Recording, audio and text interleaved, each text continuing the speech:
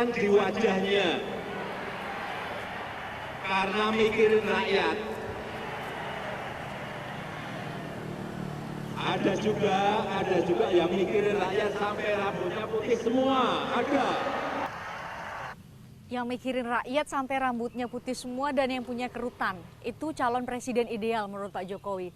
Saya lagi ada di Semarang, mau lari-lari sih. Mungkin kita bisa ketemu calon presiden yang diidealkan Pak Jokowi di sini. Cari dulu lah. Aduh, nggak boleh main handphone ya di jalan. Ada juga yang karena mikirin rakyat. Ada juga yang mikirin rakyat sampai rambutnya putih semua, ada. Rambutnya putih semua ini. Enggak, ini enggak ada kelihatan. Lihat Pak, parah banget. Baik. Bisa lari-lari di sini. Ini rambutnya putih semua loh. Ini nggak yang dimaksud Pak Jokowi ya? Kali yang merah kali udah dicat. Iya, seharusnya bilang ke Pak Jokowi, harusnya nih yang merah dong Pak di endorse. Iya. Ngerasa nggak kalau Pak Ganjar yang dimaksud Enggak sama lah, Pak GR Jokowi? amat. Masa sih? Habis statementnya Pak Jokowi aku lihat keluar gambarnya Iwan Fals. Iwan Fals. Iya juga. Ada lagi Pak Basuki. Oh iya juga. Oh, ya. lebih berkerut, lebih tua.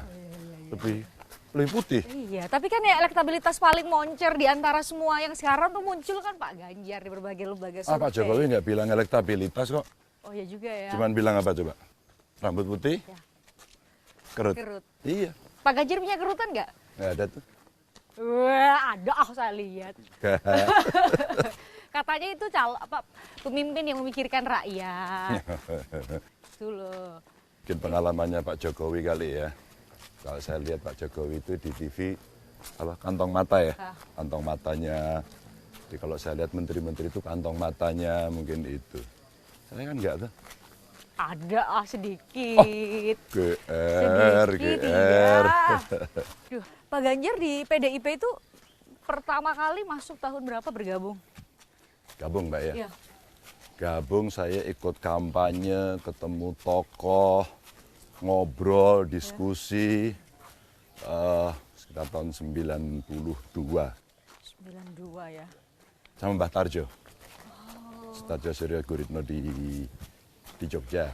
Itu awal-awal ketemu, ngobrol, diskusi di rumah beliau di Jogja. Banyak teman-teman dari UGM saat itu. Terus udah diajakin kampanye ya.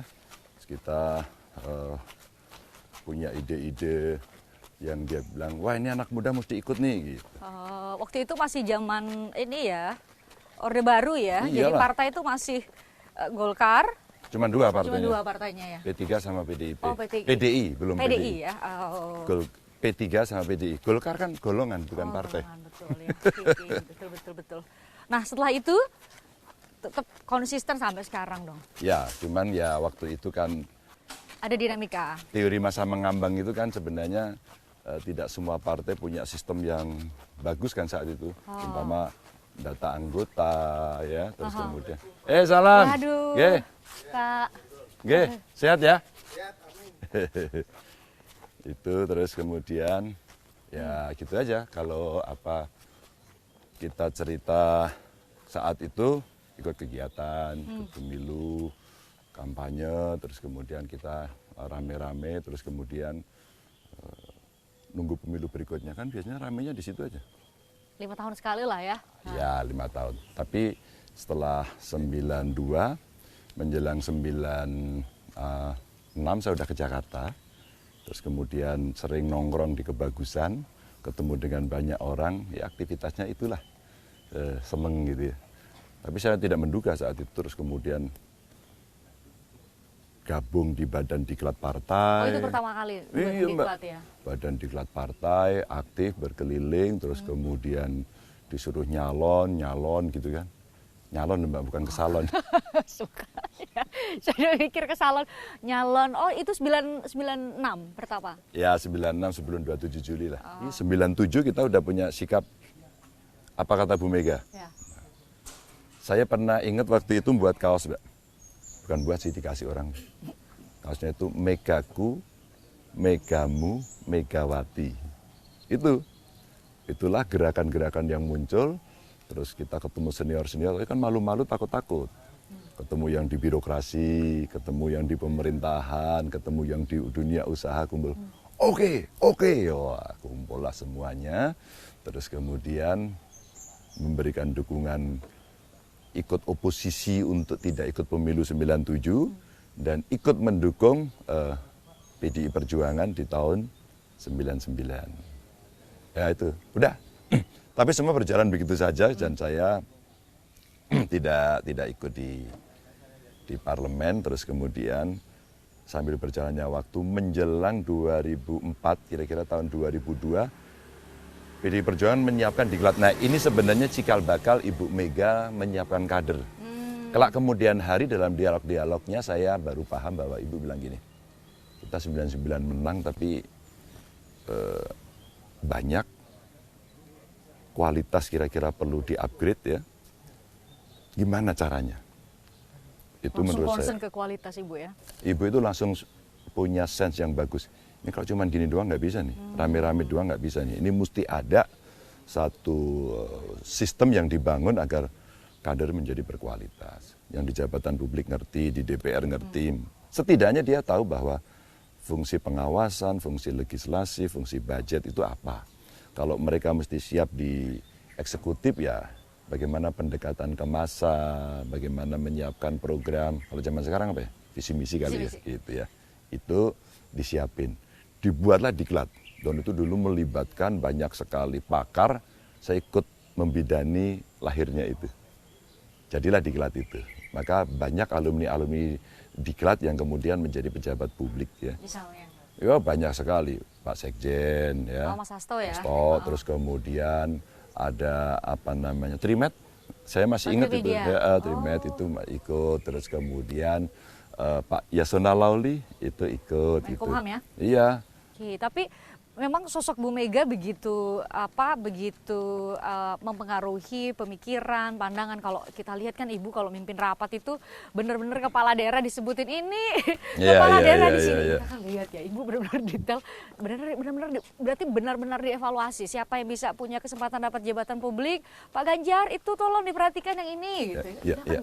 Nggak ini ya. Ibu itu yang orang mungkin banyak nggak tahu, Ibu itu ternyata sangat perhatian sama orang. Soal nama bisa lupa, tapi ini siapa, itu siapa, Ibu sangat tahu. Kerjanya bagaimana?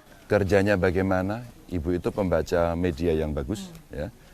Terus kemudian Ibu itu juga punya ide-ide gagasan. Nah, ide yang muncul itu mesti memang diterjemahkan oleh ahlinya, oleh timnya. Itu yang menurut saya menjadi catatan penting. Umpama diklat, ya siapin. Tapi harus dilatih kaderisasi, karena ada fungsi kepartean itu ya. Sumber rekrutmen kader untuk agregasi politik itu mesti disiapin orang-orangnya. Diklat, daerahnya kita itu ring of fire, banyak bencana, siapin. Kan Ibu tidak harus bicara detail, kita yang menerjemahkan. Nah itu bagus, dan Ibu terlibat. Tuh pakarnya yang itu tuh diajak. Mungkin Ibu udah diskusi dulu. Sampai kemudian mereka menjadi pejabat publik itu diomongin. Ada yang cerita, wah, sekarang mewah-mewah. Dulu rapat di bawah pohon gitu. Mengingat masa lalu awal-awal PDI ya. Jadi sebenarnya semangat partai wong ciliknya itu diingetin terus. Jadi jangan lupa kamu sama akarmu. Kira-kira gitu. Jadi banyak menginspirasi dan Ibu itu ada dua hal. Satu selalu konstitusional. Maka dulu PDI dikuyo-kuyo, peristiwa Kuda Tuli. Yang dipakai tidak mengerahkan massa untuk berkelahi dan menyerang Orde Baru, tapi yang dipakai adalah menggugat ke pengadilan. Kalau nggak salah yang pertama dari Riau atau Kepri ya waktu itu yang kita menang gugatan itu. Itulah yang awal-awal terjadi gerakan konstitusional untuk melawan pemerintahan. Dan setelah itu saya sih belajarnya sebuah kesabaran saja. Ibu itu sabar, tenang menghadapi. Mungkin publik mengatakan nggak ada statementnya kayak gitu ya. Diem aja. Kami wartawan, aduh Ibu kok nggak ini gitu ya, memberikan pernyataan atau tanggapan. Ya ternyata itu adalah apa namanya ketenangan, kesabaran. Termasuk ada wisdom di situ ya, bijaksana ya. Iya, kalau saya melihat belajarnya itu. Mungkin itu ya Bu jawaban kenapa sampai sekarang kita nunggu-nunggu, ini satu-satunya partai yang bisa nyalonin sendiri presiden dan wakil presiden kan hanya PDIP ya. Ibu ditunggu sekali ya. Pak Ganjar selalu bilang bahwa itu, dan Pak Ganjar dan semua kader mengatakan bahwa itu hak prerogatif Bu Mega. Mungkin nggak banyak orang yang tahu, kelihatannya hanya iya hak prerogatif ketum, tapi mungkin Pak Ganjar bisa cerita kenapa semua kader itu sangat percaya sama pilihan Bu Mega, sampai satu narasi bahwa iya, semua ada di tangan Bu Ketum. Siapa jadi capres, siapa jadi Bu Ketum. Mungkin Pak Ganjar bisa cerita kenapa kepercayaan itu muncul? Dalam konteks ini rata-rata kawan kan melihat satu evidence base-nya ya. Evidence base-nya Ibu itu menyiapkan kader, melihat situasi politik. Itu sekarang ngelihatnya sudah kayak refleks politik. Refleks. Ah, ini baru nari-nari itu kamu demin aja. Tapi kalau saya terjemahkan bahasa saya, ya mungkin kayak bahasanya Pak Jokowi, ojo ke susu jangan tergesa-gesa. Kalau kita bertanding karate itu Mbak, kalau belum masuk jarak pukul, jangan dipukul. Wah, tinju dia udah gini-gini, orang dibikin panik, lari-lari, kita udah terpancing. Ngabisin energi. Kita ya tenang-tenang saja, kita tunggu. Tapi dinamika di luar kan berkembang. Nah itulah yang pasti beberapa perhitungan sudah disiapkan betul untuk itu. Bro? Pagi Pak. Waduh. Halo Pak Rido. Itu terus kemudian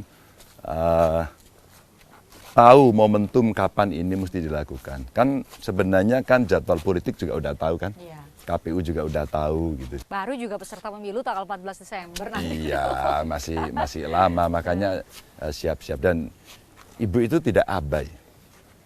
Pada situasi eksternal yang bergerak itu tidak abai. Bukan cuek ditutupin matanya pakai kacamata kuda, enggak abai. Baca betul dinamikanya seperti apa gitu ya. Dan Ibu itu kan hari ini dari seluruh partai paling senior ya.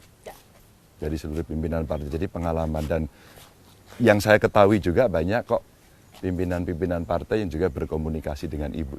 Berkomunikasi dalam arti meminta pendapat Ibu gitu ya? Pendapat, sebagai senior pasti juga ditanyain pada banyak hal gitu ya. Itu saya tahu itu. Jadi hati-hati betul. Tapi kalau dinamikanya berkembang cepat, dugaan saya Ibu juga akan memutuskan dengan cepat juga. Itu. Sebagai seorang yang sangat mengenal. Saya harus jeda Pak Ganjar. Ya. Ini obrolannya sebenarnya obrolan malam, tapi saya sengaja datang siang-siang, pagi-pagi kita tanya ke timnya Pak Ganjar, saya bisa nggak ngobrol sama Pak Ganjar gitu. Enggak juga sih sebenarnya. Mau rale-rale aja di Semarang, kemudian nyari yang rambutnya putih dan berkerut. Tapi mungkin jadi pertanyaan Pak Ganjar, karena kan saya tadi bilang ya, Pak Ganjar itu elektabilitasnya paling tinggi di semua lembaga survei, itu satu. Yang kedua, banyak partai juga tentu yang akan mencari figur yang yang memang sudah elektabilitasnya paling tinggi. Tapi kan itu menjadi ujian kesetiaan Pak Ganjar kepada Partai Demokrasi Indonesia Perjuangan.